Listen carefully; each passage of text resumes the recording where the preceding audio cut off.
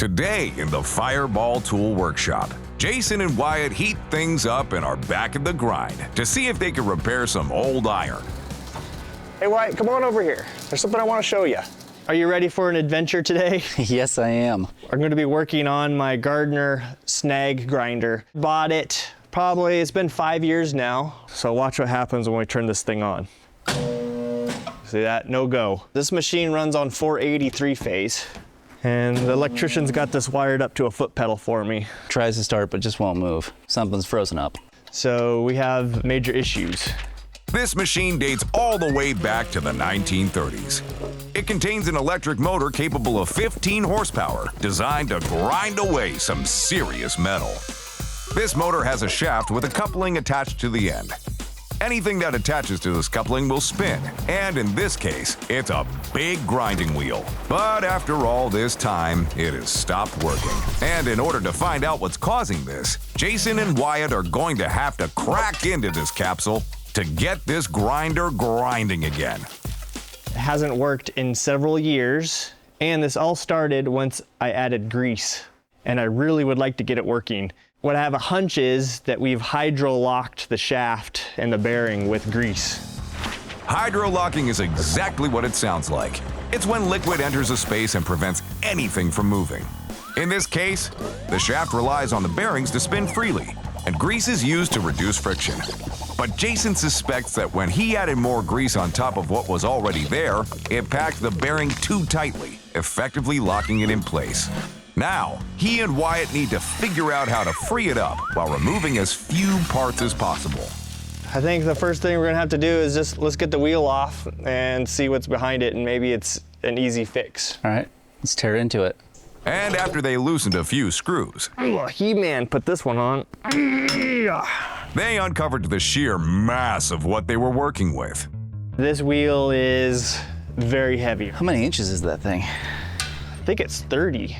Right on the money, 30 inches, I remembered. So we're gonna need to figure out a way to hold it. I think we're gonna use a C-clamp here, grip it, choke it with the forklift, and get it off there. So you get the clamps, I'll get the forklift.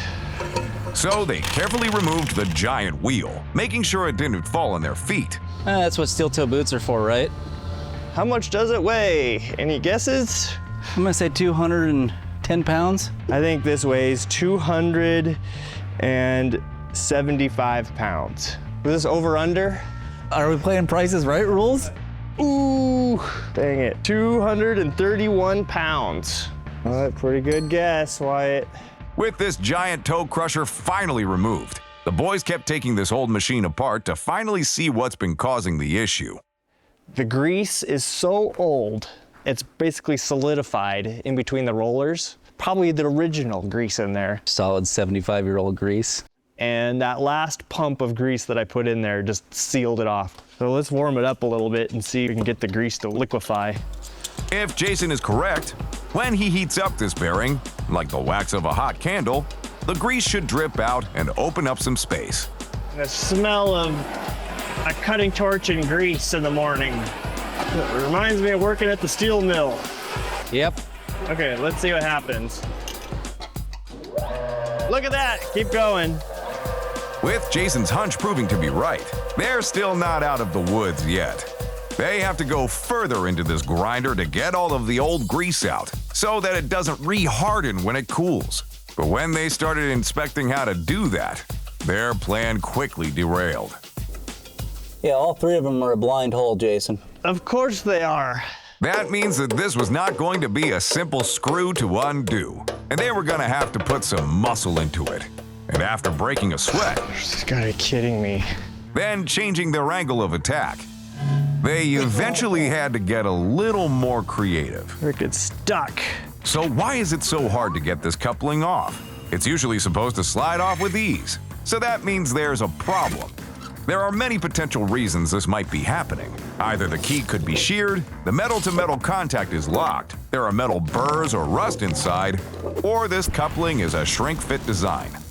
Either way, Jason has to get this off to find out the real culprit here. Okay, Wyatt, so we're gonna have to make ourselves a puller here. I don't want to wreck that one, so let's make ourselves a custom one using the 3 bolts that the grinding wheel attached to. I was hoping it wouldn't come down to this, but that's what we got to do. To do this, Wyatt has to match the pattern and cut it out on steel by using the water jet. And then they attach this cutout onto the grinder, allowing them to thread the bolts through. Then they can twist it off, hopefully with little effort. Oh, we are jammed hard. And with a little more wrenching, What are we stuck on? and a little more heat, Let's keep heating it up. this coupling finally Oh, golly. came off. Good job. Whew, that was way more work than it was supposed to be. Looks like we got the shaft is all gouged up. Right, let's get this piece off here. Okay, let's take a look inside. Ooh, ooh, yucky. That's like taffy. Yep. Look at it, it just rolls off the chisel. That's nasty. That's not grease. What is that? That's freaking wax. In all the years, I've never seen grease do this before. After some further inspection, they did what worked before and turned up the temperature, scrubbed it down, and applied some brake cleaner. And Wyatt has some good news. Yeah, no, that's already moving half as easy as what it was. Well, I wonder if we just start pumping new grease through, what it's gonna do. And that's exactly what they did on both sides.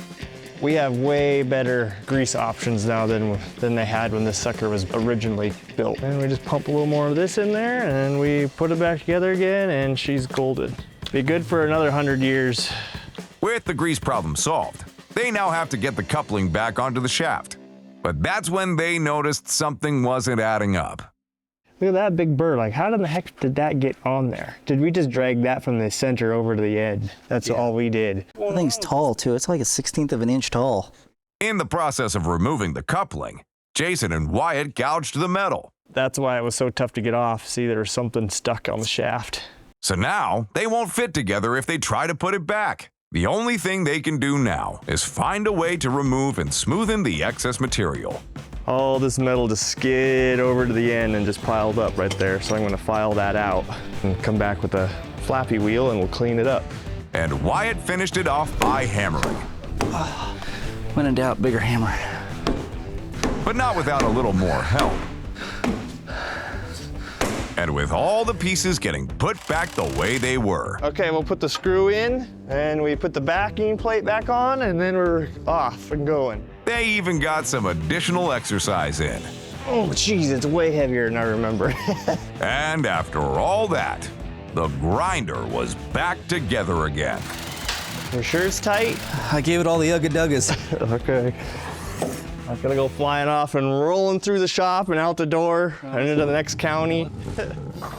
Take a look at how this table is mounted. It's pretty impressive. It has like a 4-inch shaft. That's like way bigger than a truck axle, and it's completely solid. I think the table, the stand, and everything else just on the outside here weighs more than most grinders. This is instant gratification, all that hard work, to see the machine up and running again. Man, she sounds pretty good. I don't hear any growling or any funny noises coming from it, so I think we dodged a big bullet. I think that bearing's just fine. It looks like she's slowing down about 2 minutes and 40-some seconds. If there was a problem with the bearing, I don't think it would coast this long. This thing ain't no go-kart belt grinder as far as performance goes, but this thing really does move some material if you push hard enough. This is the best pencil sharpener ever made.